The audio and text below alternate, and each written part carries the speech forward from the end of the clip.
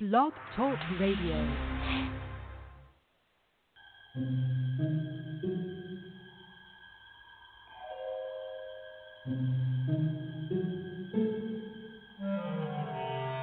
Archangels, ghosts, and Bigfoot, oh my. It's just another night for Supernatural Girls. Real stories, real answers to life's biggest supernatural mysteries. And now for another exciting interview with paranormal experts from this world and others.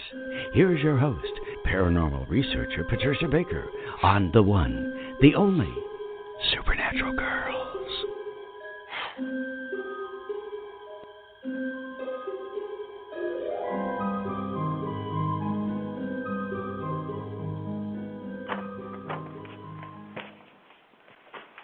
Welcome, everyone, to another exciting episode of Supernatural Girls Radio. I'm your host, Patricia Baker. We are back in 2020 and happy to be here with you all. Got a great show for you tonight. Our guest is Baumann Brunke, and she is an animal communicator, and she's going to be telling us all about the power, the transformation, the healing, and the enlightenment that comes with the alchemy of the snake. We're going to hear things that I'm sure you have not heard before. A very exciting show coming up. But first, my two co-hosts are here with us as well. We have PK, Patricia Kirkman, and we also have George Lugo, our psychic medium, the best in the world. And we're going to start, PK, with you. What do you have going on for the numbers for us tonight? We're in a four-personal year right now. And so it's all going to be about details of things. It's going to be about work-related issues. But it also, this is a month of major changes. So one of the things I've been paying attention to with the changes that are coming, Queen Elizabeth happens to be in her 9th year. The 9 years ending old things, making way for new things to take place. Well, when we're taking a look at that, we've just seen what her one son is going through, and he's been asked to step back. Now Harry and his wife are asking to step out of the limelight, and she's got a lot of things taking place that are totally against what she usually has control of. Right now it seems like things are slipping through in many different directions because of that Epstein situation where her son is concerned. Right. So there's a lot of major issues that they're going to take its toll on her, I believe, in her health, because this is a year of ending a lot of old things, so there's a lot of drama going on around her. And I think the thought of her one grandson moving away and the son having to step back, because he actually has been her favorite in the past. Oh. But taking a look at the overall way things have been going, there's a lot of things taking place, and I think the fact that there's a lot of issues going on with political figures and politicians that are going to be backlashing coming from the Epstein thing. That's definitely not over yet.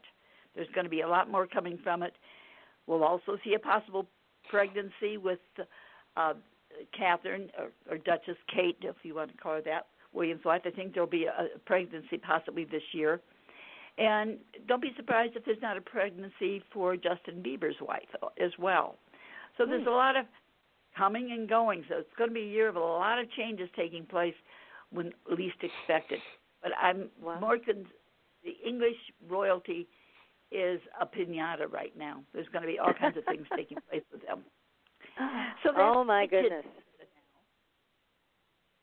The Queen must not be happy about this. As you mentioned, that this is stuff that she normally has control over, and she doesn't. Definitely not. And, you know, we've been taking a look at some of the things going on around her and what she's had to deal with. It's very disappointing for her to have to go through this. She's always kept that stiff upper lip, but I'll tell you, it's not looking so good in her corner of the things right now. And her husband's health is not good either. He's had some things popping up, and so I think it's going to become it's going to be a very difficult year for her, and there's going to be losses in her world this coming year. Could even be something where she herself is concerned. But I'm picking it up more around. So unfortunately, it is the way it is. My. George, you picking up on anything with that? Yeah, but I don't want to impress anybody. Okay. There's going to, we're going to have it's going to be a heavy-duty year, war-wise, politically, just all that type of stuff. It's going to be nuts. And, so everybody just kind of hang on. I feel like if you say anything, you're really going to be accountable for it, so just be careful what you guys are saying to each other out there. Be nice, play nice. But I just feel like there's a lot of that kind of stuff happening, Yes, but that's pretty much it. Okay. Yeah, I don't want to go any further because I'll get myself in trouble. Anyway, so big deal. Okay. We may have to press you maybe next show, but we'll see. Yeah, we'll see. Yeah. We will see. Well, everybody, if you would like your own numerology reading, you can reach PK at patriciakirkman.com. You can also find PK on our website, supernaturalgirlswithaz.com, and get your own numerology reading for 2020. And if you would like a psychic and psychic mediumship reading with the best of the best, then you want George Lugo, and you can find George at crystalgatereadings.com. That's crystalgatereadings.com. If you would like soul realignment or just life coaching, dream analysis, then you can contact me, and you can find me on our Supernatural Girls website. Just send me an email. Be happy to schedule something with you. And also, we still have our amazing candles on sale. We're creating new ones. Katrina Raspold, the Bruja from California, and I have been working on some new designs and some new powerful candles, and we'll be introducing those. Meanwhile, the 3 that we have are still on sale, so be sure to go check those out. Those are a lot more than just candles. And I'm sure you know what I mean if you listen to our show with Katrina about brujeria. It is a very powerful magic, and that's what goes into those candles. So, my goodness, we have so much going on in the world of the paranormal. Lots and lots of stories on our Facebook page over the last 2 weeks. During the holidays, many more UFOs being reported, all kinds of things there for you to watch, all videos and articles as well. I highly recommend that you go to our Facebook page. Make sure you like and follow, as well as on Twitter, so you can keep up with all of the exciting things that we are doing. We're going to be doing some new things this year, offer you some new support systems that you can access anytime on YouTube. And we're going to have a great time in 2020. Many new guests coming on the show, lots of new topics. Next week, we're going way down the rabbit hole with aliens, UFOs, and multidimensionals. So be sure to keep checking with us with our schedule. But we're back to every Wednesday night, 7:30 to 9 Eastern. So, again, just make sure you're following us so that you can keep up with the schedule and listen to all of our great guests. So tonight, we're talking about a very controversial, I'll say, animal, reptile, the snake. So we're hoping you're all ready for a balanced consciousness in 2020, a real awakening, and we are going to uncover the mysterious ties between snake and goddess and how the snake got so maligned through history. And what is this all really about? The power of the snake, Kundalini, all this metaphysical magic. Does it all go back to the snake? And we have with us tonight Dawn Baumann Brunke, who is an animal communicator, one of our favorite topics on this show. And Dawn is the author of 7 books that explore ways we learn from animals and deepen our connection with all life. Now, her works include Animal Voices, Animal Guides, Dreaming with Polar Bears, and her latest book, Awakening the Ancient Power of Snake. So, Dawn, welcome to the show. Hi, thanks so much for having me.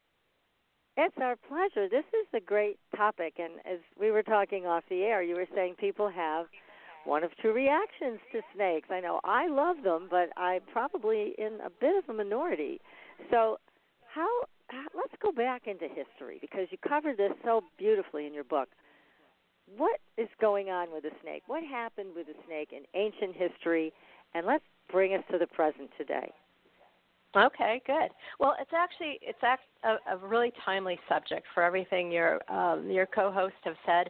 You know, snake is a harbinger of transformation, a profound transformation. And going back to the very ancient times, snake was originally a protector, a creator. There's a lot of ancient myths from Egypt and other places, Mesopotamia, Sumeria, that times, when snake created the world. And snake is responsible for creating life and in later myths for protecting and guarding. We see this in the Egyptian culture, where snake is often a guardian to royalty, to the pharaohs, and really a protector of gods and goddesses. Again, cross-culturally, we see this in India. We see this in South America, all over, really.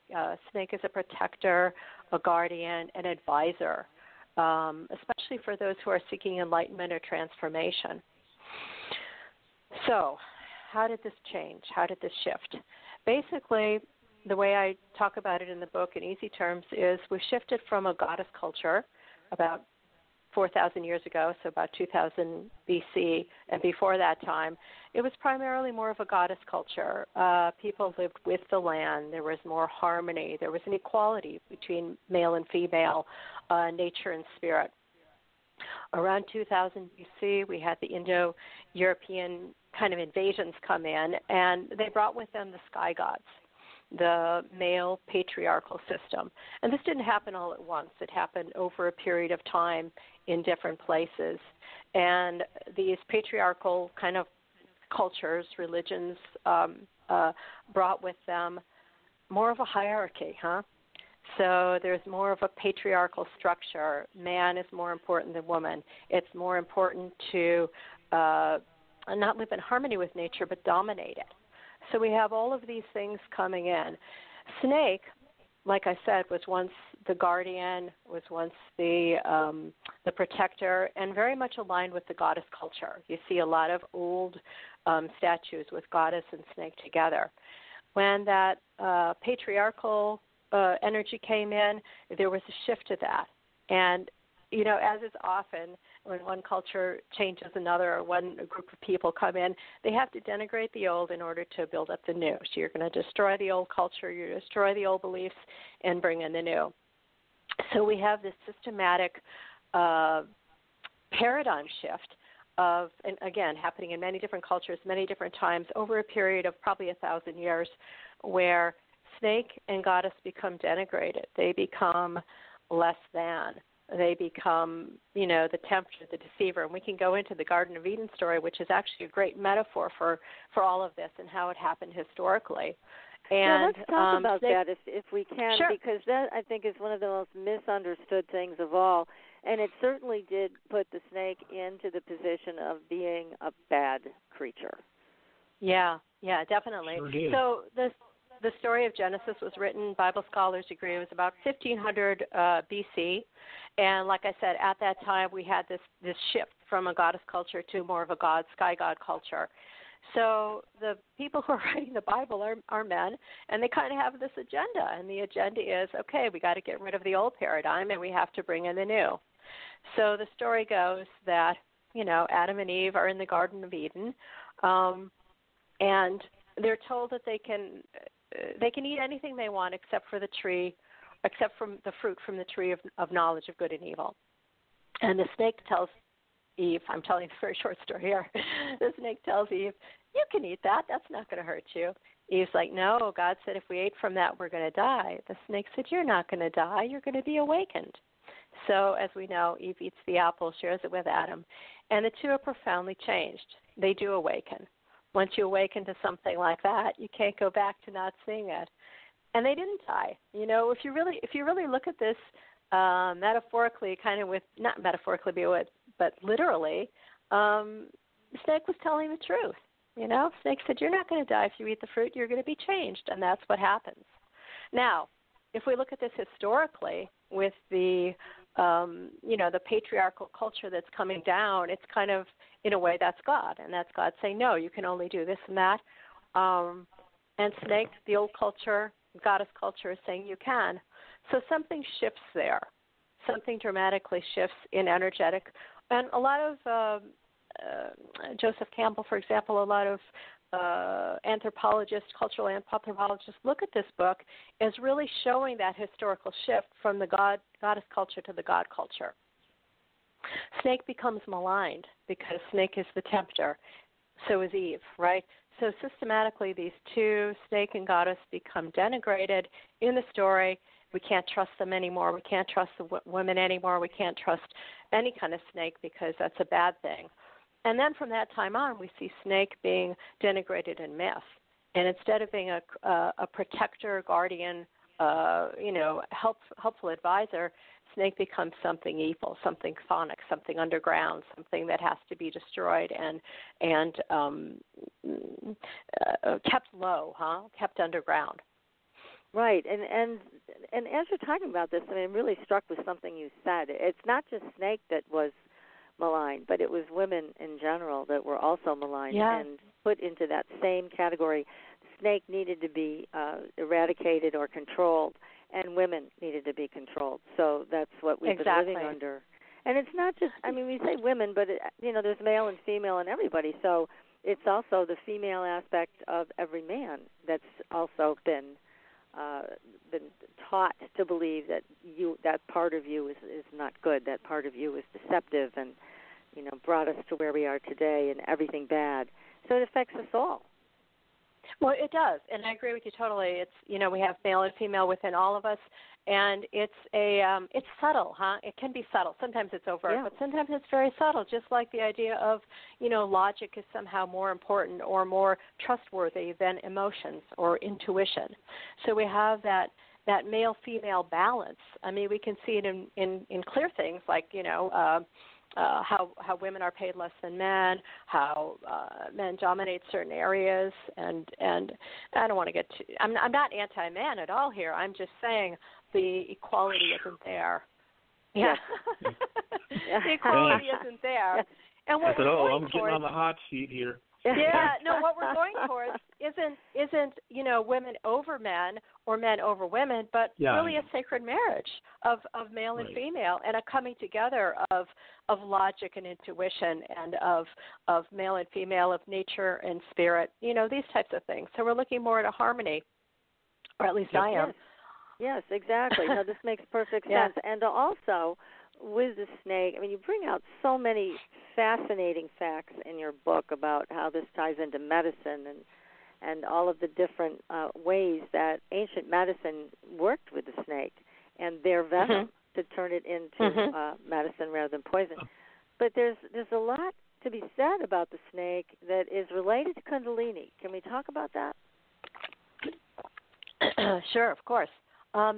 So Kundalini is the Sanskrit word. It means the sleeping serpent. And the general notion is that we have this, it's a metaphor, but it's also kind of a real energetic of a sleeping serpent, a sleeping coiled energy at the base of our spine. And Kundalini awakening is the idea that wakes up or is activated in some way, and that energy travels up our spine, up to our crown chakra, and awakens us. It's basically a path to enlightenment. Sometimes this happens unexpectedly with people. Some people use meditation and various practices to awaken Kundalini, but always it's about transformation and change. And again, that's really one of the keynotes of snake or snake spirit is transformation. And you can think of it in basic terms, just like snakes shed their skin. They release that old paradigm, that old skin, and they come out new and shiny. They're still themselves, but they're renewed. And that's kind of the tide of medicine. And, that ancient people observed that about snake, that snake was a representation of healing by virtue of shedding its skin, and also of enlightenment and of wisdom. The ancients observed that snakes never shut their eyes. Well, they don't have eyelids, that's why. But that whole notion was a metaphoric truth of snake being all wise and seeing everything. So again, that would be one of the older metaphors and representation of snakes, and why it was so highly regarded in so many cultures. It's just fascinating. I mean, there's so much power in Kundalini and so much power in awakening it when you're ready, because we've certainly talked to people who were surprised and weren't ready, and they didn't have good stories to tell about. We had one lady on who talked about it, and she actually learned to work through some of the difficulties at the beginning, but she said at the very beginning it felt like her blood was boiling. I mean, it just set off this whole transmutation of elements within her own body, and she just didn't expect it. So but what she learned to do was to call Kundalini forward. So she came on the show, actually, and did a Kundalini calling for everybody in the audience. And it was mild, because she didn't want to trigger anybody, but it was very interesting that she developed this gentle relationship with Kundalini. And certainly, it is something that so many people in our audience are interested in because we're all striving towards greater understanding and enlightenment, and that is what this Kundalini energy can certainly provide. Yeah, and I think you referenced this at the beginning. Some people either are very fearful of snakes or they're very fascinated and interested in snakes. And one thing about snakes that I learned through all of my research is that, especially in regards to Kundalini, is if you're not ready, snake will often appear as a very fierce, intimidating presence. And I think part of the reason for that is snake is warning us that we're not ready to awaken that Kundalini. When you see, when you're true. ready, when you're spiritually, emotionally ready to awaken something, then snake is a guide. Snake is an advisor, and snake invites us to awaken that which is ready to awaken. Another trademark of snake is it knows the cycles. It's very sensitive to the flow of cycles, the ebb and flow of our cycles, and when we're ready to awaken. So if you ever need to know, can I awaken this or not, snake is a great animal spirit to connect to and to inquire of. Interesting. And it's an animal, a reptile, that rejuvenates itself. It's kind of like Doctor Who. It just regenerates into another form of itself. And as you say, here's a bright, shiny new snake, got rid of its old skin. And that's fascinating. I don't think there's anything else on the planet that does that, is there? Well, there are other reptiles do that, but snake is, it's really well known for that. And that's why we say snake, metaphorically, it's all about releasing the old and going into and awakening the new, we could call it, if we wanted, get more esoteric about it. You're peeling off your old worldview, that which doesn't work anymore, that which is too small, worldviews that are too small or paradigms that are self-limiting, so that we can awaken and move through that and transform ourselves into a clear representation of who we really are. Well, that's wonderful. And again, this is such a powerful medicine, really, in so many ways, and that the pharaohs wore this symbol of the snake in their headdress. So besides being protective of royalty in ancient Egypt, what else didn't this symbolize other things? An awakened pharaoh, a winged pharaoh? Well, the whole uraeus, the headdress with the snake right there, really at the third eye, is a symbol of awakening that. So on one level, snake offers advice and mentorship to pharaohs, but more profoundly offers awakening of that chakra and later of the crown chakra. Again, all of these things are tied together. That's one thing I also learned when I was researching snake is everything is kind of tied together. The Kundalini, the awakening, the protection. On the one hand, we see snake protecting gods and goddesses, the Buddha. There's often those statues of that many-headed snake coming up over the meditating Buddha. But we also see snake as a guardian and protecting treasures. So it can be a fierce-looking snake that's protecting a cave or treasures within. And again, that goes back to that whole notion of where are you in relation to your own shadow material, in relation to are you ready to awaken Kundalini or not? If you're not, snake's going to be scary because it's keeping you away. It's doing a service. That's a service. That's not something to hate. That's sort of a superficial response is, oh, I hate snakes. That's an unexamined, in my idea, in my view, an unexamined relationship with snake. Why should we hate snake? Right, exactly. And, again, there are snakes you write about in your book. Like the black mamba. Oh, my gosh. I remember the black mamba from Kill Bill, when Exactly. When she uses the black mamba to kill one of those bad guys, and it was a fascinating, basically, an instruction in how deadly the black mamba can be. It's also beautiful. It's a beautiful snake. There, so many snakes, I think, are that, and they're a combination of. Snakes deserve our respect for sure. They can be really deadly, but you have to understand, snakes are not out to get humans. That's totally not true. Especially venomous snakes. Venomous snakes don't want to bite us. Why? Because venom is a precious commodity to them. They need that to, defend from predators, and they need it to subdue prey. Hunt. So they don't want to waste it on humans. Yeah, exactly. So the whole notion that snakes are out to get us or somehow, against humans is that's just made up stuff in our mind. Let me interject something here. I had this Asian family that invited me over to their house to participate in something, and they had one of these glass jars, those large glass petite jars that's clear. It's got a little ball on top, that type. Anyway, in it were all these cobras, and they were all pickled in this solution. And there was hunks, big ginseng roots, all kinds of eggs, some types of plants, and they didn't speak English very well, but they told me to drink it. I'm like, and these cobras are all facing outward. They're all, coiled up, and then they're standing up, and their fan is out completely, and their mouth is open, and they're showing their teeth and all of this, and and there was enough that they were touching each other to go all the way around this jar, which was like a 5-gallon jar. And so they said, drink. Do you know anything about this? Have you ever seen that? I haven't seen that, but I do know that, especially within Asian culture, snake from very ancient times was used as a type of medicine. And there's various different ways that they would use snake. They would use the skin, for all kinds of different things. They would eat the meat sometimes. Sometimes they would boil it and make a tea, make a tincture. So there's snake in medicine.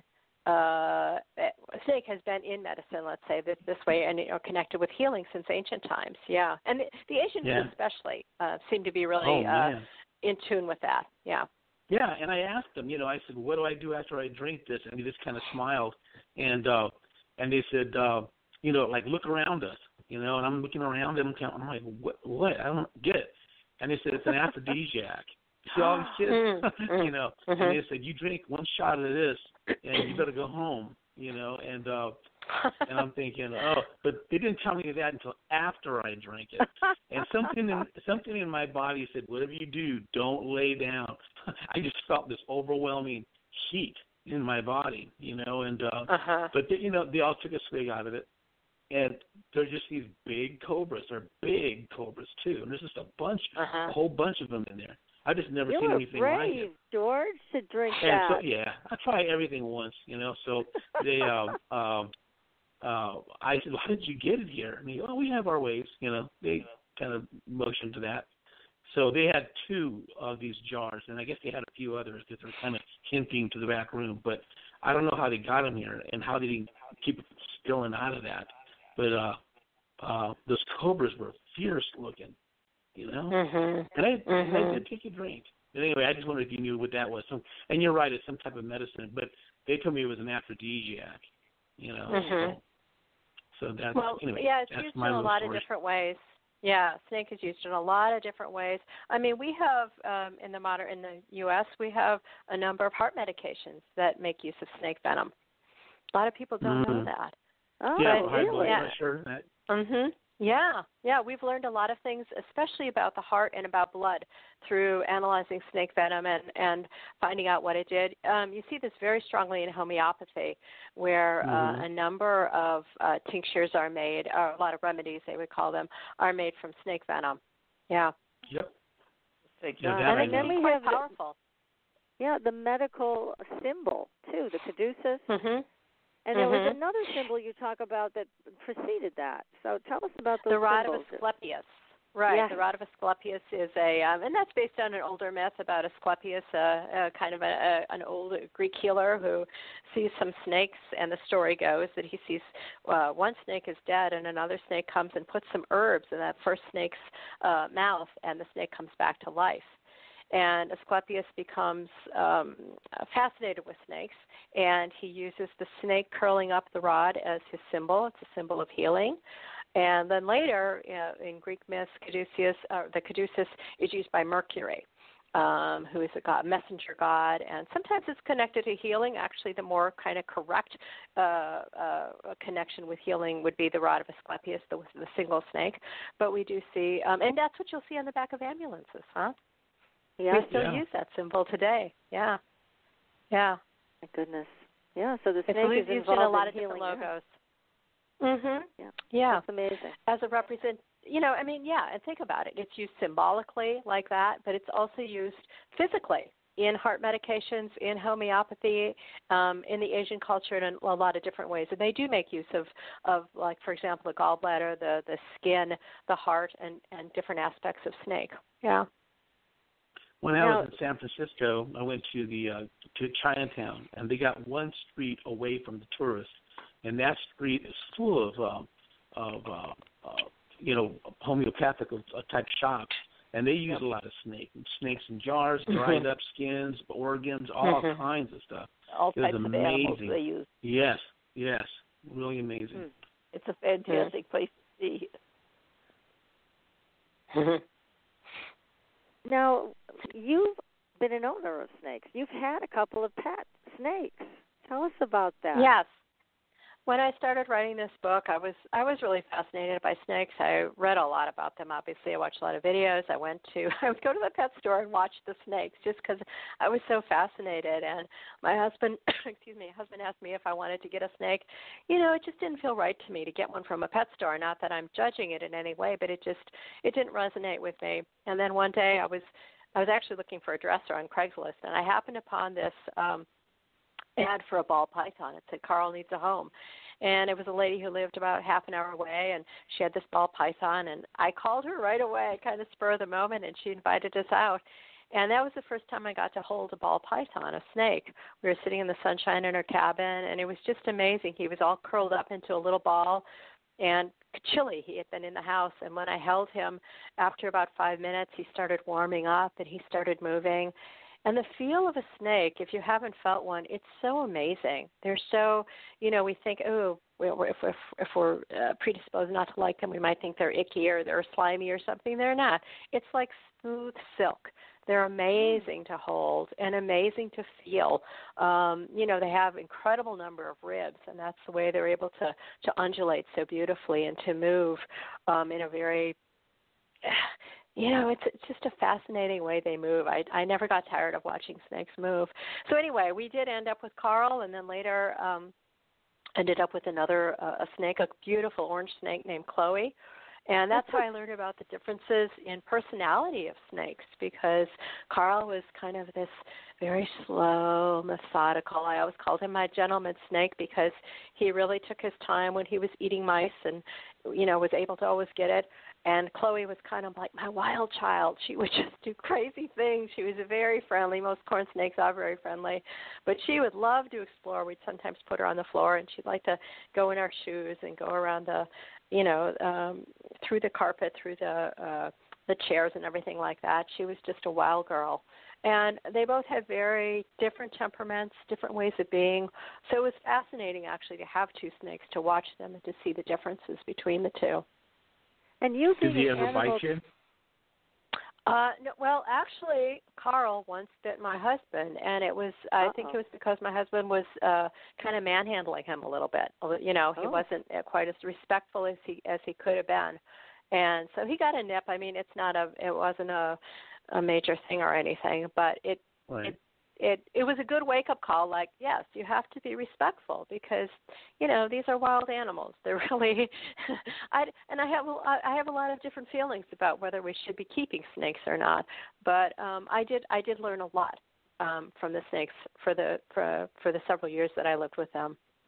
Yeah. Now, you being an animal communicator, you must have had conversations with them. right? Well, it's interesting because many of my books, about my first 5 or so books, were really about animal communication and about connecting. When I wrote the snake book, and when I got Carl and Chloe, I really wanted to take a different approach.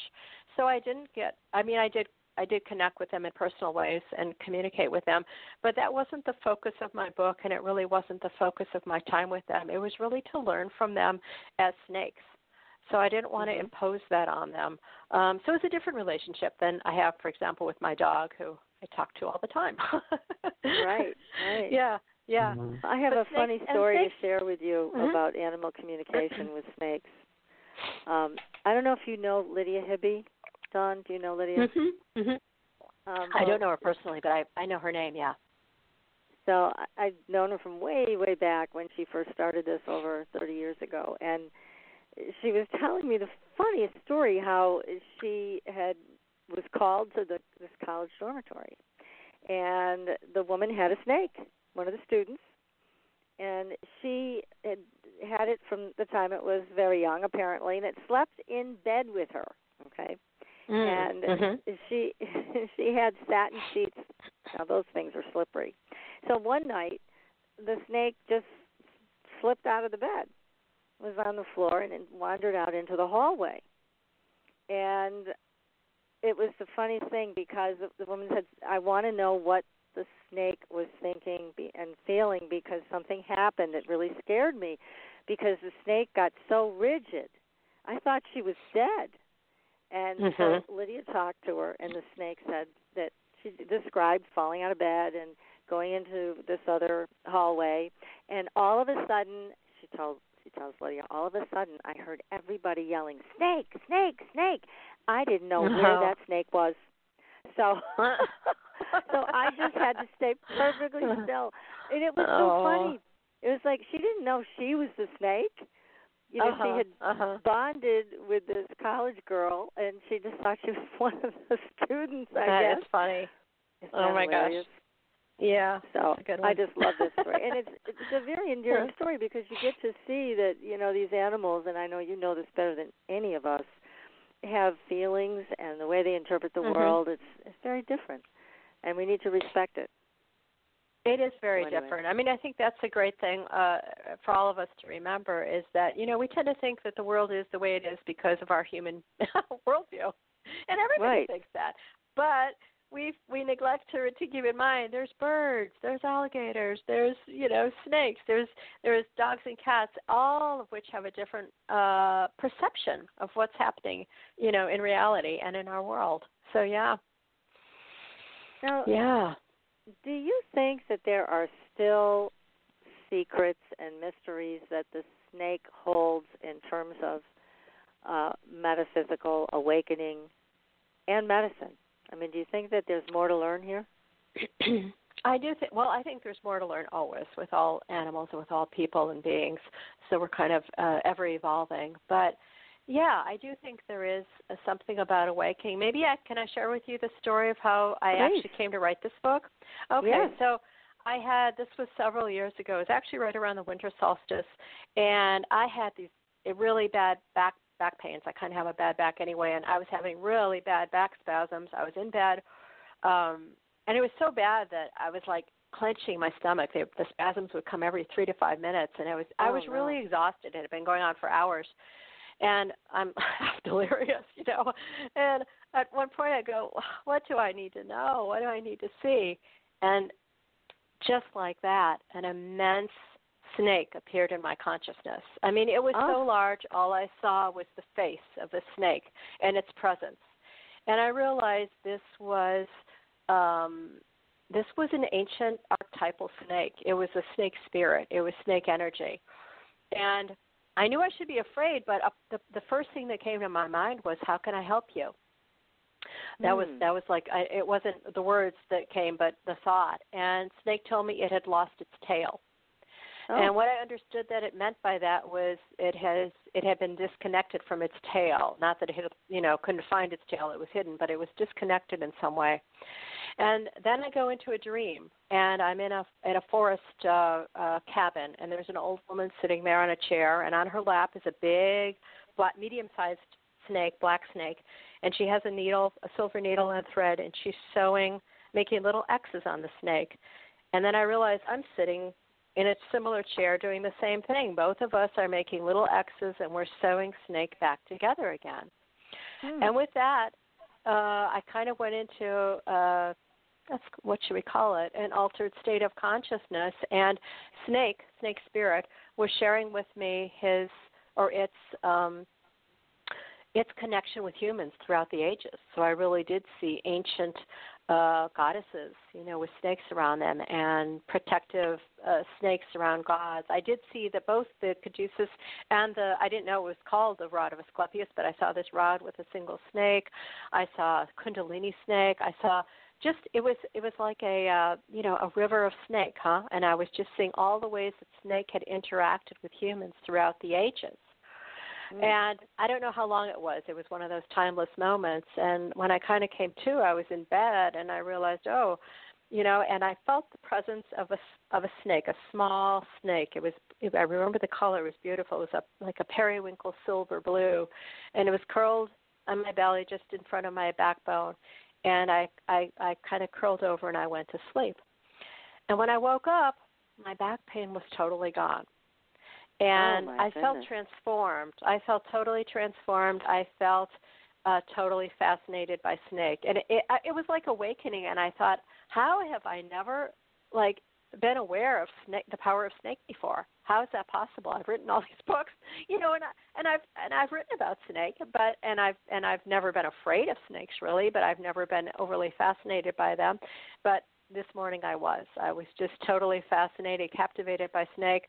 That morning I started, watching videos, reading, buying books on Amazon, really anything I could to learn more about snake. And that's really what I think inspired me to not only write this book, but to realize that when snake told me it had lost its tail, its T-A-I-L, its tail, it had also lost its tail, its T-A-L-E, its larger story of who and what it really is. And that's, I realized this was a big dream, It was a personal dream for me, but it was also a big dream, meaning a universal dream about reconnecting with the ancient power of snake. And what that really means for us, especially right now when we're so divided, so us versus them, we're at some sorry times right now, We're at some desperate times. And I take hope because snake always appears in the collective dream when transformation is needed, when change is needed, and when change is imminent. And that's what we're going through right now. We're going through global change. And that always was behind me inside me as I wrote this book, and I worked on connecting snake's story to our own. That's great. I mean, your book is amazing. Again, I'm going to announce the name. It's called Awakening the Ancient Power of Snake, Transformation, Healing, and Enlightenment. And we're going to take a very short commercial break. We're going to come back and continue this conversation.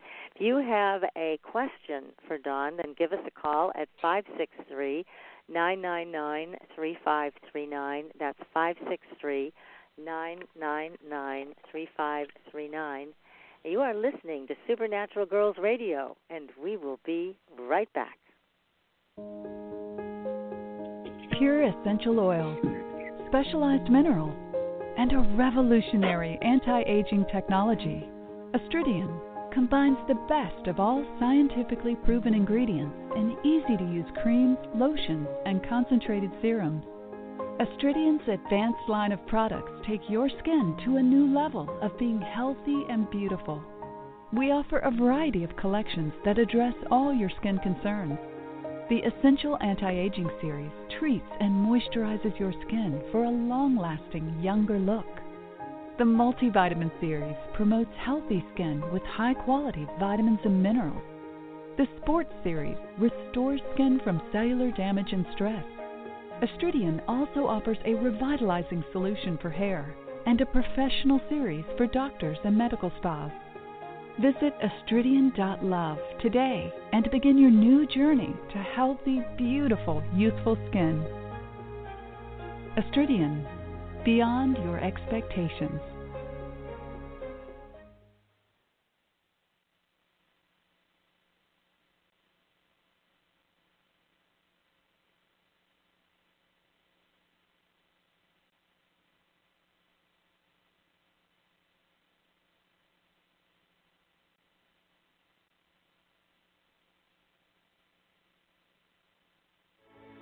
Are you frustrated with endless mantras, affirmations, and processes that promise to align your life with your dreams, only to find yourself years later in the same space where you began? Do you feel like you must be doing something wrong because nothing seems to be working? Don't you just wish that someone could shift your consciousness for you and your life could align with your desires without all the effort? Well, your wish is about to come true. Hi, I'm Carrie Cannon, and I have a gift that allows me to align the consciousness of others to be in harmony with their dreams. The best part is, it requires no particular effort on your part. Upon listening to a consciousness alignment, people have reported instant energy shifts, financial windfalls, soulmate connections, healed relationships, physical healings, and more. To gain access to a free trial offer for my entire Manifesting Miracles library of consciousness alignments, go to commandmiracles.com now for details. Again, that's commandmiracles.com for information about our free trial offer. That's commandmiracles.com.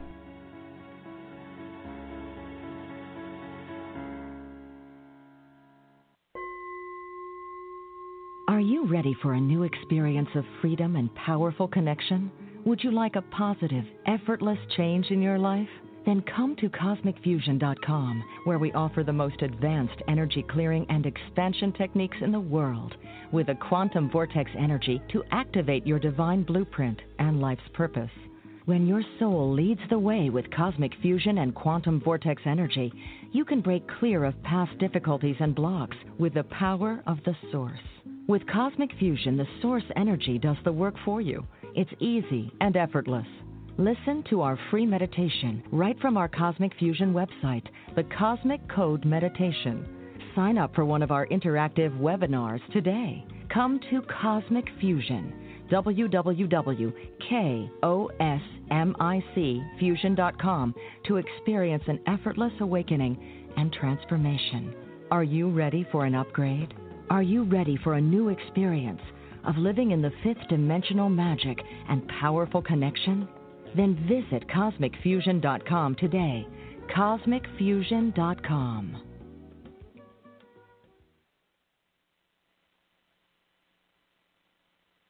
Your property tax bill. Have you seen it lately? It's frightening. Your property taxes are going up while your home value is going down. It's time to fight back and win. For the real truth about the property tax system, get attorney Pat Quintilian's book, Are You Getting Screwed on Your Property Taxes? How to Find Out and How to Fix It. Attorney Quintilian answers all your questions and gives you the facts you need to fight a property tax bill that is spiraling out of control. You'll also read about what happens to property owners who don't check their property records, only to find out too late they're taxed on square footage, fixtures, and even buildings that they don't own. Is this happening to you? Learn your rights. Buy attorney Pat Quintilian's book today. Are You Getting Screwed on Your Property Taxes? How to Find Out and How to Fix It. Available on Amazon.com. There are a lot of psychics out there. How do you decide which one is right for you? You look for someone who empowers you, who's practical and spiritually connected, who says, here are your opportunities, here are your challenges, and here's a way to deal with them, and then gives you your own toolbox to make your life everything you want it to be. Hi, I'm Corby Mitleid, and that's how I work with you. As a certified professional tarot reader, I've helped thousands of people for over 40 years through my toolbox. Cards, past life retrieval, numerology, spirit guide conferences, and mediumship. Whether it's career, relationships, finances, or your spiritual road, together we can replace your confusion with clarity. And you'll probably find a little laughter along the way. Visit me at CorbyMitleid.com to find out how to cross your bridge from fear to fearlessness and fly. And tell me you found me at Supernatural Girls for a special gift with your reading. Corby Mitleid, the practical psychic for catching your tomorrows today. Find me at CorbyMitleid.com. That's CorbyMitleid.com.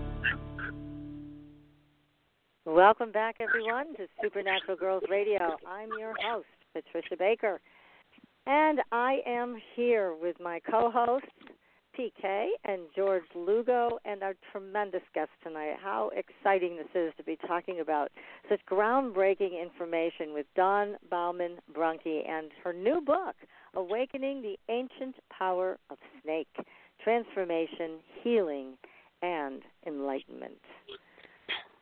So, Dawn, tell us more about how we can work directly with the energy of the snake. That's a good question. I think I would say first, are you called to do that? You know, I'm not saying snake energy is for everybody. I would say it offers transformation. It offers certainly some interesting exploration of the psyche. But if you're afraid of snakes or hesitant to do that, I would say maybe now's not the time. I will share a short story that was included in my book. My friend Tara Thomas, who's an animal communicator, was really, really, really afraid of snakes. And she moved to North Carolina where there are plenty of snakes.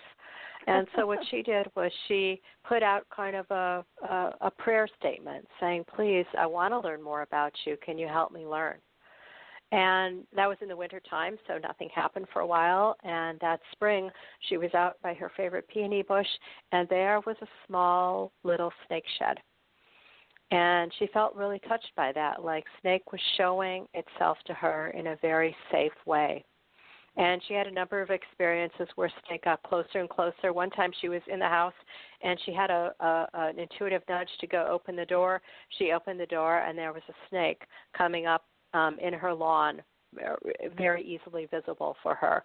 So again, it was a very safe way for her to see snake. And through these various experiences that she had, she came to appreciate snake and learn from snake. So I guess that's a long way of saying a good way is if you are hesitant or fearful of snake is, and yet you want to learn, is to put out that kind of intention, is to put out that kind of ideas, like I'd like to learn from you. I always tell people, especially like when I'm doing animal communication seminars or workshops, is look, we always have to begin with where we are. So if we're afraid of something, it's so much better to say, look, I'm afraid of this. This is how I feel. Rather than trying to put on a brave face or to act in another way. And I think that's one thing that animals pick up on, you know, is that animals they express who they are, how they are, whereas humans, we can be emotionally incongruent in time. We can say one thing and feel another, or conversely. So I think it's really important to be aligned and to come from a respectful place if you want to learn from snake. Now, second answer to the question is if you are and if you feel like you're ready for this and not afraid of snakes, then it just depends what speaks to you. You know, do you want to go out and learn more about snakes? Do you want to volunteer at a shelter and possibly work with snakes? Or is it something you'd rather do interiorly, like do meditation with snake or do a voyage, a journey with snake inside in some way? So there's so many different ways we can work with snake, and it really just depends on who you are and what resonates with you the strongest. Well, that makes a lot of sense because there is obviously the safe way to do this, where you can go into meditation or vision and have those types of conversations. But I mean, PK, you live out in the desert, and I know you mentioned there's a lot of rattlesnakes out where you live, right? Yes, there are, and I never know where they're going to be. And with the gravel and such, you don't see them. And I've got some bushes and such around, and all of a sudden I'll see one going across the sidewalk. That's one thing. But it's when I go to reach for something, and all of a sudden they're there. And it scares the bejesus out of you because, especially in the spring when the newborn, they're more venomous. And I remind my granddaughter to stay away from anything like that and to be very cautious when she gets out around the plants and things. Right. You know, there's no doubt that we need to be respectful and cautious around snakes. I do have a friend who lives in Arizona, and one of the things, he loves to go walking in the desert at night with his dog. And one of the things he does is he puts out, again, an intention, and he lets snakes know, I'm coming this way, and I don't want to harm you, so please don't harm me. Right. And that's how he walks. He walks with that intention, with that energy, rather than being fearful of, what could happen, da-da-da-da-da-da. He has this a presence. And, some people, I've actually heard a woman tell me she did a similar thing where she walks and she imagines a big bubble around her.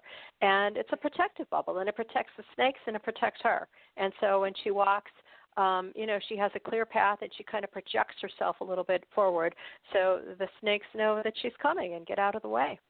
Because snakes don't really want to bite us. They don't want to be they don't want to be squashed, right? Well, actually, they have their little alarm system. Some of the rattlers. They rattle before you get there, and so they let you know that right in front of you. And so when I used to hike out in the desert, I'd always kind of walk a little on the heavier side and maybe kick a rock once in a while just to make noise and vibration on the ground because they feel that quite a ways away, and sometimes they'll go away, and you won't even cross them. But when you do come across them, you just let them do their thing, and they'll be fine. Well, I had a lot of roads around the walkway out here, and so they would go across, and they would go because of the water that would be there, at different times. But it was like you didn't see them, and all of a sudden they're there. That's startling. So it's startling. There's no noise with them; they're just there.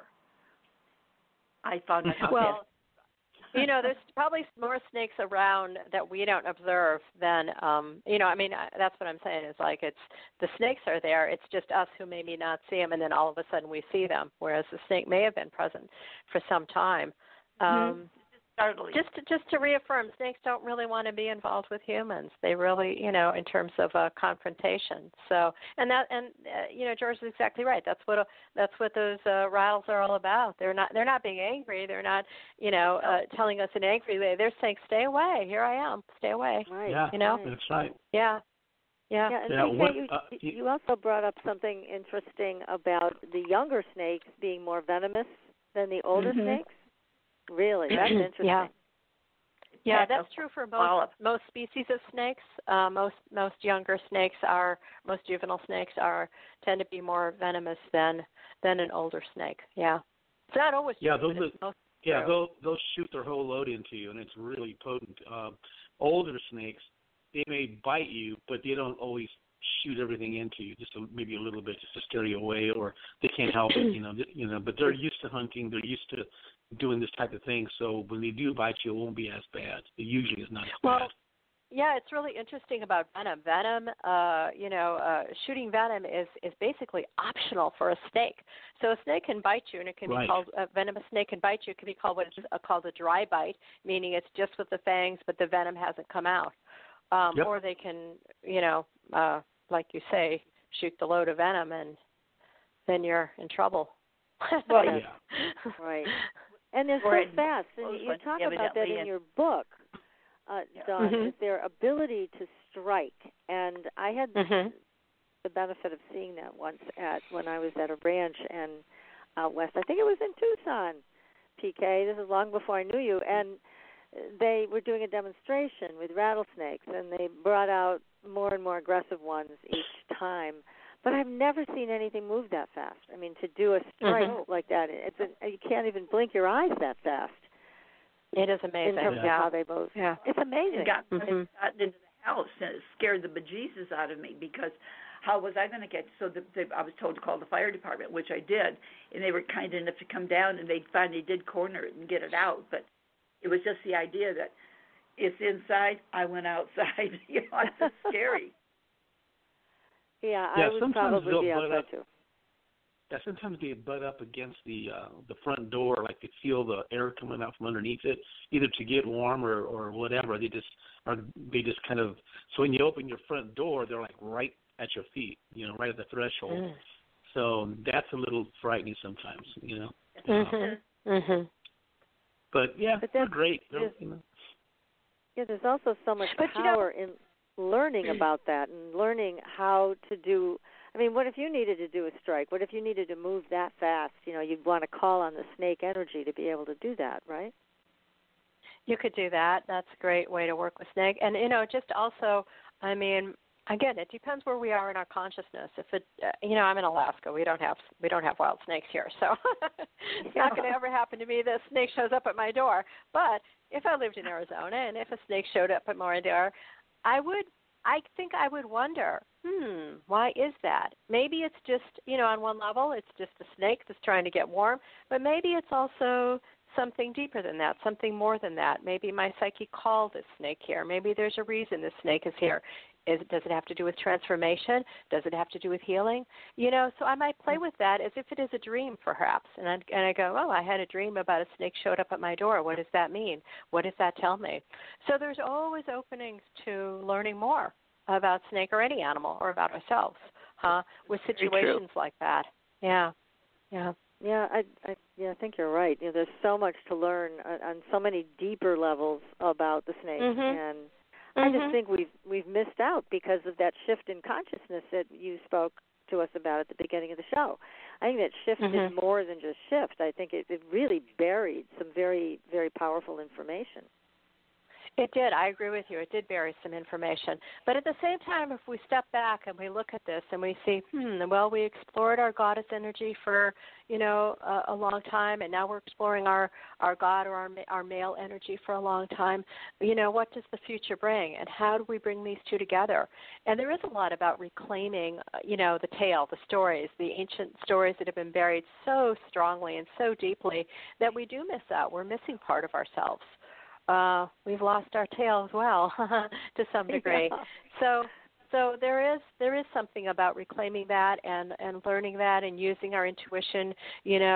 Dreams, for example. I'm a big dream enthusiast. I can't believe that more people don't take advantage of dreams because they're these amazing little stories that our unconscious or subconscious is giving to us as gifts every morning, almost every morning. And, and again, like I said before, we can play with the idea of dreams, of a snake showing up at our door and, what does that mean? What does that speak to? What do I feel inside about that? We've kind of become really divorced from exploring our dream mentality and that whole intuitive realm.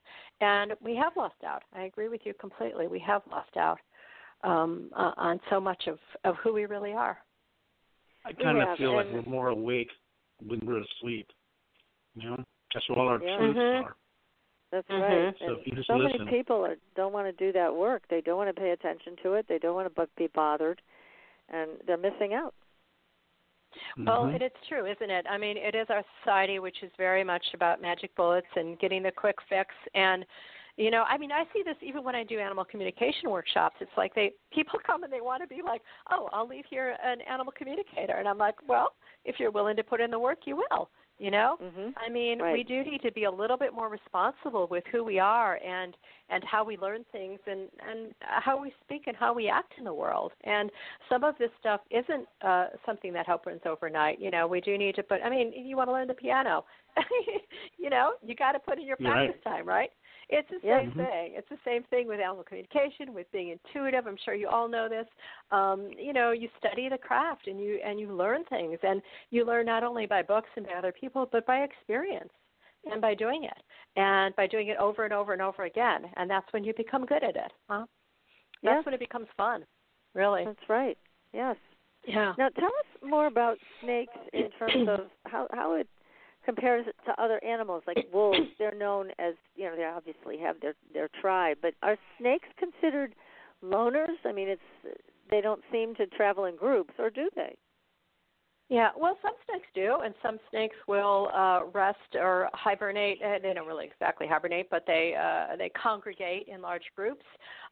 New research on snakes has shown some snake species are social animals. There's a lady, actually I think she is in Arizona, I'm not sure where, who studies rattlesnakes and has found that some rattlesnakes will come together during when they're having the babies, and they'll actually babysit another snake's young. Wow. So there's fascinating new evidence that's coming out from snake observers all over the world, and a lot of our perceptions about snake have been they're very superficial, and a lot of times they're not even true. So some of these snake people, and more, I think more scientists are becoming a little bit more interested in snakes and observing them and realizing they have a different worldview, and how can we understand and appreciate that. So anyway, back to your question. I think in general, snakes tend to be more solitary and more alone. They will, like I said, they will come together. Sometimes they do travel together. But generally, at least my experience in working with snake spirit is more it's one snake, kind of a snake entity, and or a snake spirit. I don't mean entity in a bad way, but a snake spirit, a snake presence.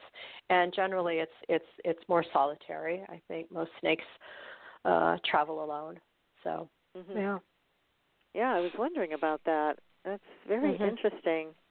And what is this about cobras and dancing to the music of a flute? I mean, you see that in movies. Is that real? Yeah, well, the whole snake charming thing, it actually has a really interesting history depending on where and when, what culture you're looking at what time you're looking at. But the Indian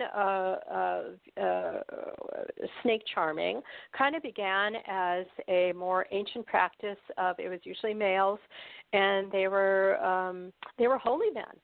And they worked with the snakes. And that's when, snake as a spiritual deity is called a naga in Sanskrit. And so these holy men worked with the nagas, and they were often, on a practical level, they'd come and they'd get the snake out of your house, out of your hut, if the snake was there. They knew how to treat snake bites. But they also harnessed kind of the called shamanic, or the spiritual aspect of snake, and so they were considered wise people as well. Now that whole snake charming business kind of denigrated in the 1900s, early 1900s, when it became more of a tourist thing, and then you had just your basic Joe. Let me get a cobra, put it in a thing, and sometimes they sew their mouth shut. Sometimes they'd remove their venom glands. Some kind of really awful things. Snakes smack them on the head. Yeah, smack them upside the head. You better perform. Yeah. So they would, snakes don't have ears. They do feel, but so the whole flute thing was more about movement and about kind of entrancing the snake with movement than it was about sound. That was just for the tourists again. So they don't hear then. They have no ears. They can't hear. Right. They hear in different ways. This is one of the things I did learn through animal communication is they do hear, but it's in a different way. It's more in it's almost like hearing, vibrationally. They feel through their bodies. They feel through their bodies. And it's almost like being for me, when I connect in that way, it's almost like being underwater. And you hear things like in a very muted way, and you would kind of hear it more than hear it with your ears. So it's interesting. It's interesting. The whole thing is how snake charming. I think snake charming says more about humans than it does about snakes.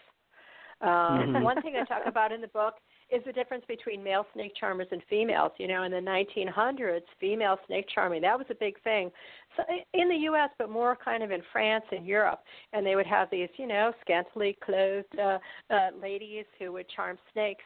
And it's interesting that the female snake charmers would tend to drape the snakes over their bodies, their arms, their bellies, and they would kind of dance with the snakes. So it was never about showing power over snake, but more kind of almost like the way snake connected with goddess way back in the ancient days, more about communing with snake and moving like snake and being in tune with snake. So that also had a seductive quality. It's interesting, isn't it, that snake charming always has kind of this exotic and erotic quality to it.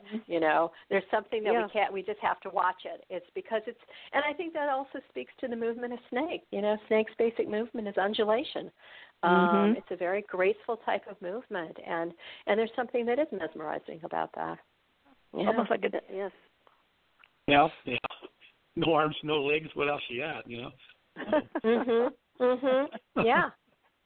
Now, Yeah. how does this tie into our DNA? Because you talk about that in your book also. Oh, I do talk about that about my book.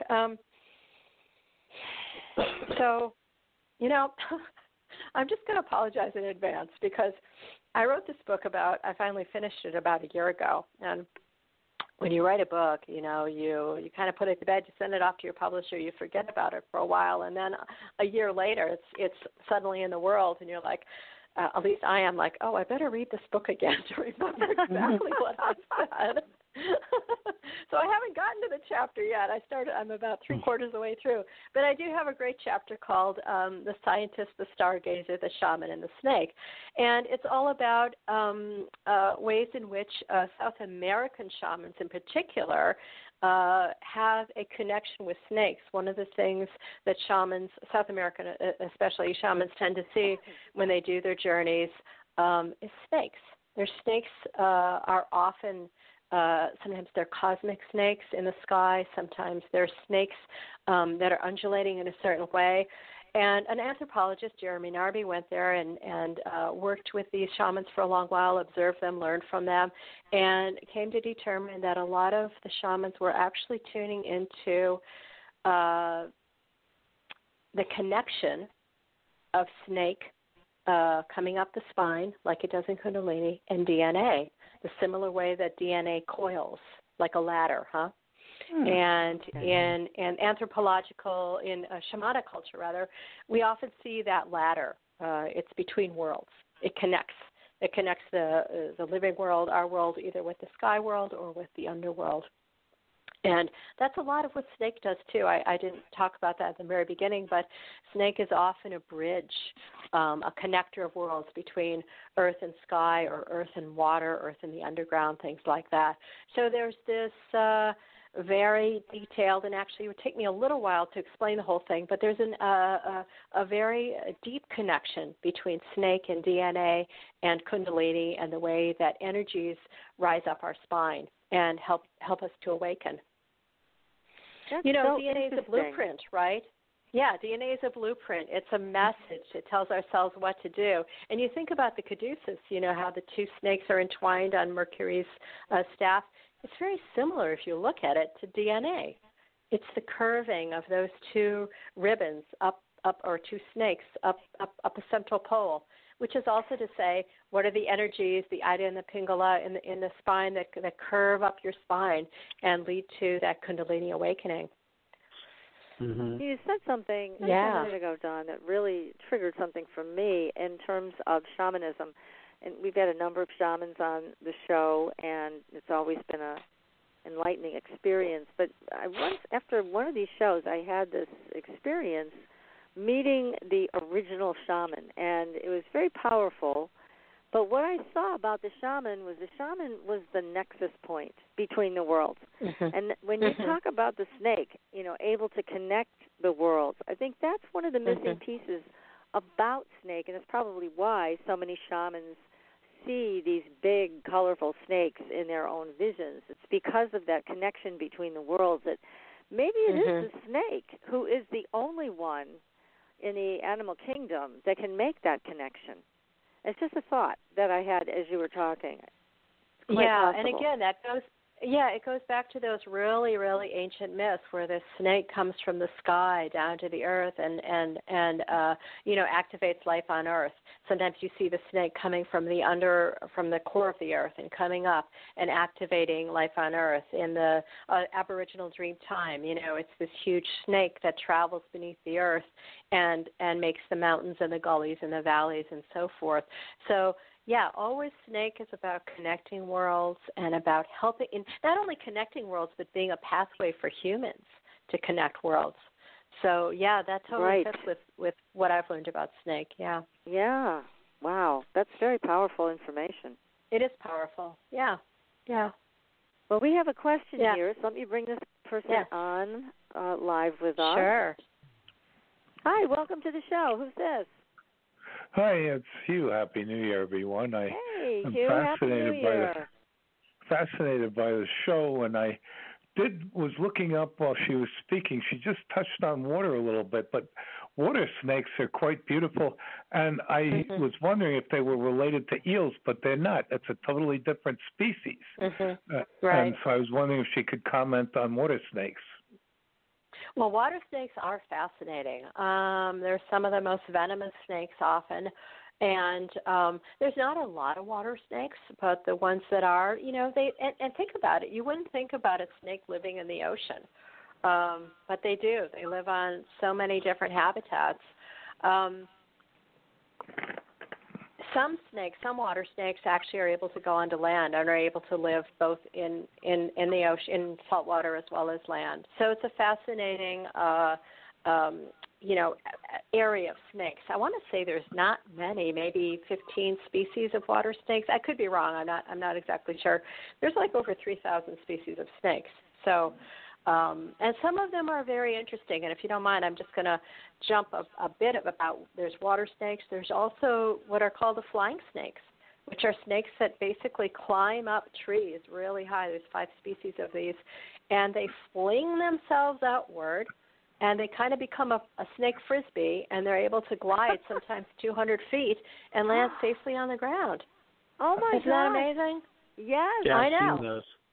Yeah, they're fascinating. And there's also a snake, the Brahminy blind snake, which is a species that is entirely female.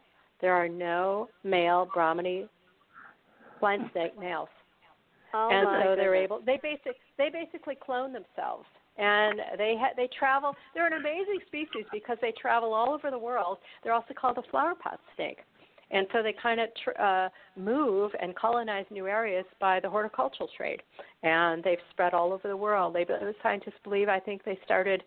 I'm not sure exactly. It might have been Asia, but they're all over the world now. And I'm like, world domination, right? Yeah, that's so funny. Who would have guessed it? My. Yeah. Are they venomous? No. They're really small. They look like little earthworms. They really don't even almost look like snakes, but they are snakes. Yeah. Yeah. Well, Hugh, did that answer your question?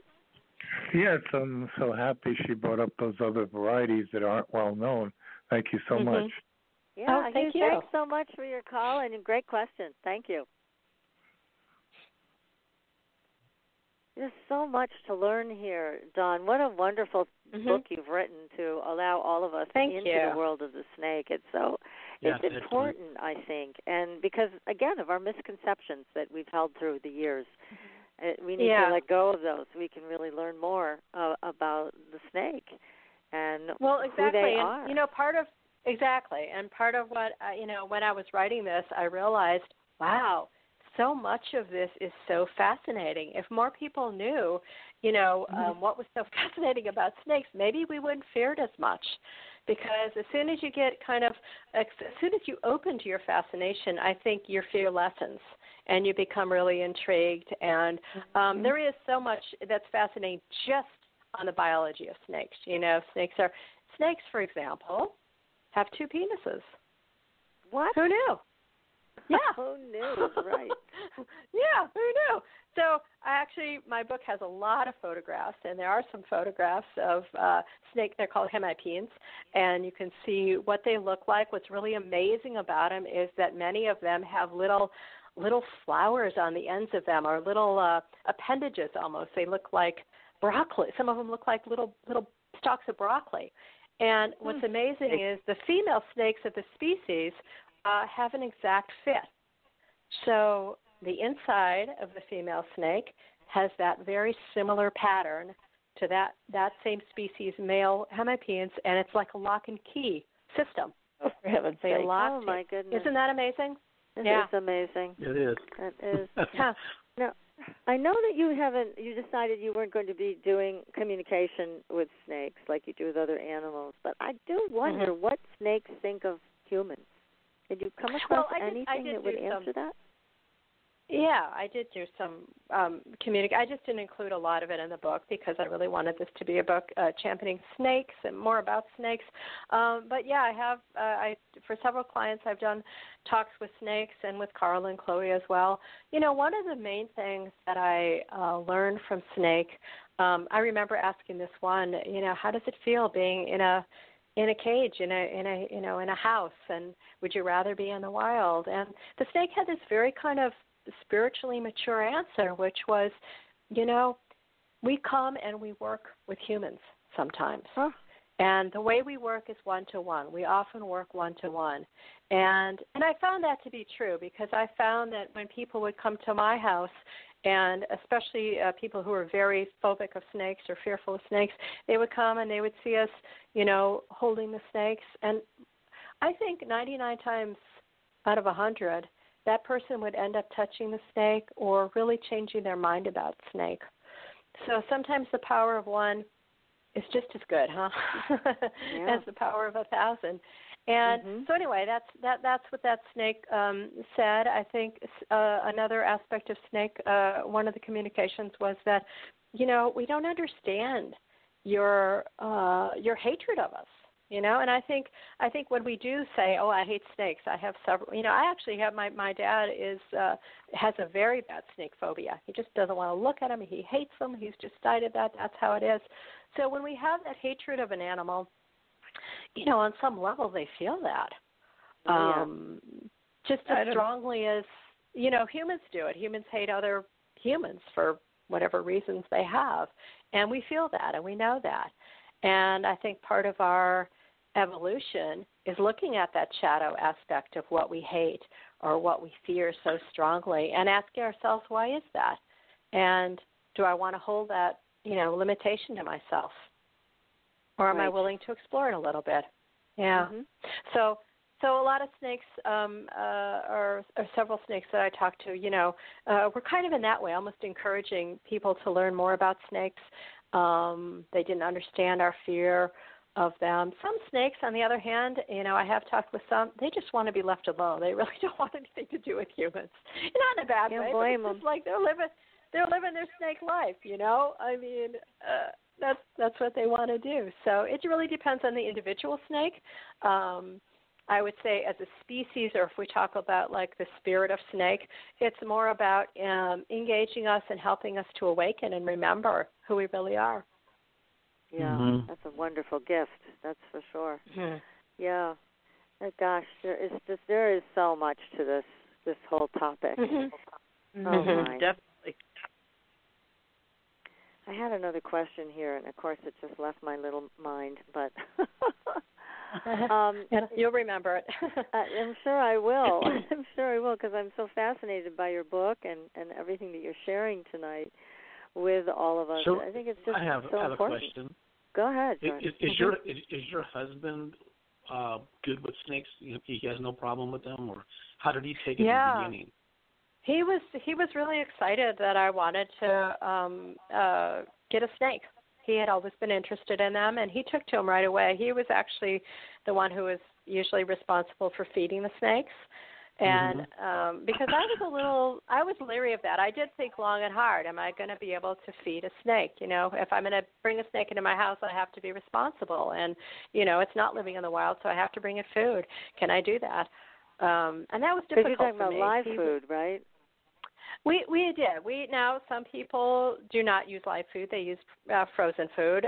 We chose to use live because that's how our snakes had been brought up, and so we just didn't want to switch it because ball pythons in particular are known to be picky eaters. So we didn't want any of our snakes to get sick.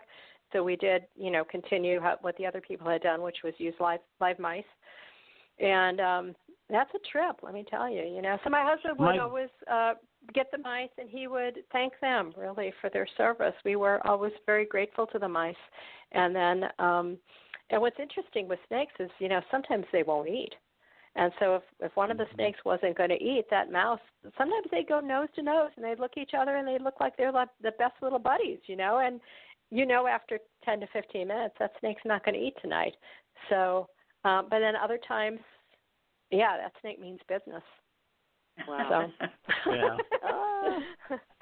Yeah, Yeah, that would be the hardest thing for me. I don't think I could do that part, but I admire you and your courage in being able to do something new like that. It's really, really challenging. But tell us a little bit also, Dawn, about how people can reach you for your animal communication. Tell us a little bit about how you structure that. Do you do private sessions? Do you teach classes in it? So because everybody loves this topic. So tell us a little more about that before we end the show tonight. Sure. Probably the easiest way to learn more about me is to go to my website, which is animalvoices.net. And I do private sessions, animal talks. I like to do that on Skype if possible. I just like seeing people, and interacting in that way. Or we can do them by phone. I do classes sometimes by internet. Sometimes I will travel somewhere and do a class for, 12 to 15 people. I like to have small classes. Workshops are usually 2 days. An animal session, a talk with your animal. It's usually about an hour. And the way I like to structure that is I like to get photos, and I spend about 15 minutes beforehand tuning into the animal and then telling you what I perceive, just so we all know we're on the same page. And then I personally like clients who want to learn a little bit, So I'm kind of facilitating a 3-way phone call between you and your animal and myself, and I'm kind of acting as the translator. And sometimes if people are very open and intuitive, they kind of sense how to do it, I've had sessions where people will near the end be like, oh yeah, I felt that I understood that, and they kind of get how to, but through osmosis, they get how to do it, and that's really exciting. So yeah, I'm all about encouraging people to open their intuition, and sometimes animal sessions are just to learn more about your animal. Sometimes we're addressing a health issue or a behavioral issue. Sometimes sessions can be really helpful when an animal is getting ready to pass. It helps the human, it helps the animal. So there's all different reasons why people call and do animal sessions, and it's always a pleasure. I always have a great time. Now, do you talk to animals once they've passed? I know some communicators will, some will not. You do? I do. For me, that's not a difficult thing. I just, for me, actually, lost animals tend to be a little bit more difficult than animals that have passed on. So you're right. Every animal communicator has their own area of expertise. I enjoy talking with animals that have passed on. Yeah, I enjoy doing that. Gosh, that's wonderful. So people can find you at your website, and would you just give that out again if you would? Sure. It's animalvoices.net. Perfect. And there's a lot about my books there, and there's a lot about my sessions. So, you're welcome to visit.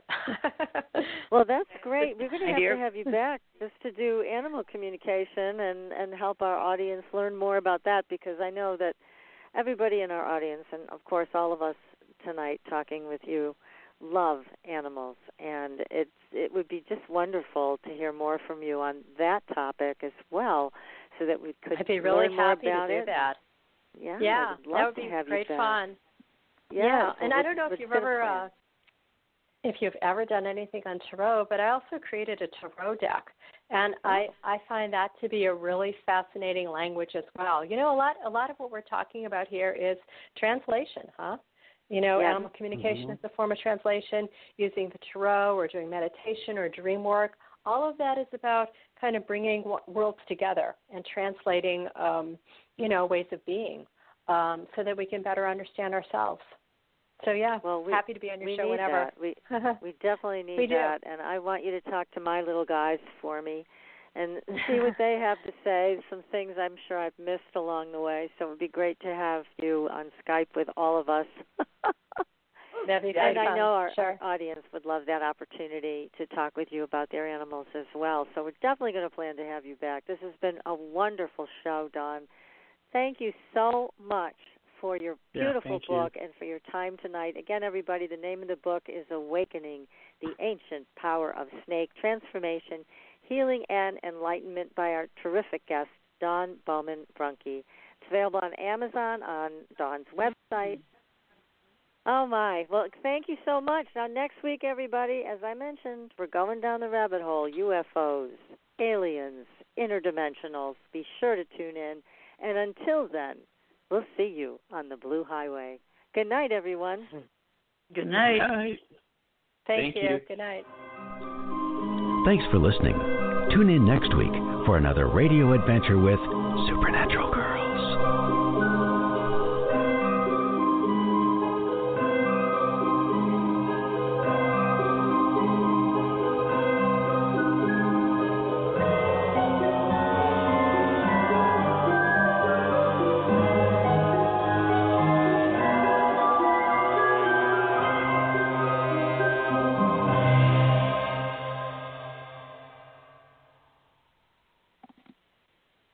Hello?